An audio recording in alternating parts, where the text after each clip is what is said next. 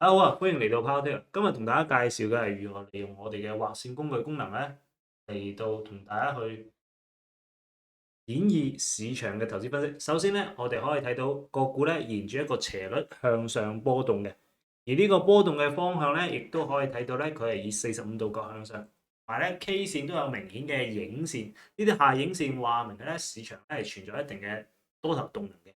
由於我哋嘅斜率咧可以話俾我哋知，佢係一個反彈向上咁樣嘅狀態，而多頭嘅呢個 K 線咧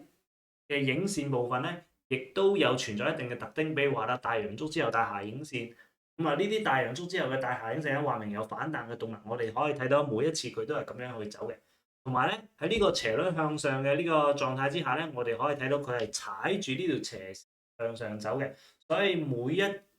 個回踩嘅呢個動能咧，亦都可以發現咧多頭嘅動能咧係存在一定嘅特徵嘅。咁如何去挖掘呢啲特徵咧？我哋就可以利用斜率工具畫線工具。咁啊喺我哋嘅 PowerTicker 裏面咧，亦都可以喺我哋嘅左邊呢個位置揾到我哋嘅呢個工具欄，裏面有個平衡線。咁啊拉出每個 K 線嘅低點，然後一撳咧，我哋可以發現佢就係一個平衡線啦。咁喺呢個平衡線嘅過程之中咧，亦都有明顯嘅低點。呢啲低點咧，其實有一定嘅特徵嘅，即係每踩到下方嘅呢個位置，呢、個斜率嘅呢個支撐線嘅位置咧，如果唔破位嘅話，佢就會反彈；如果佢破位，甚至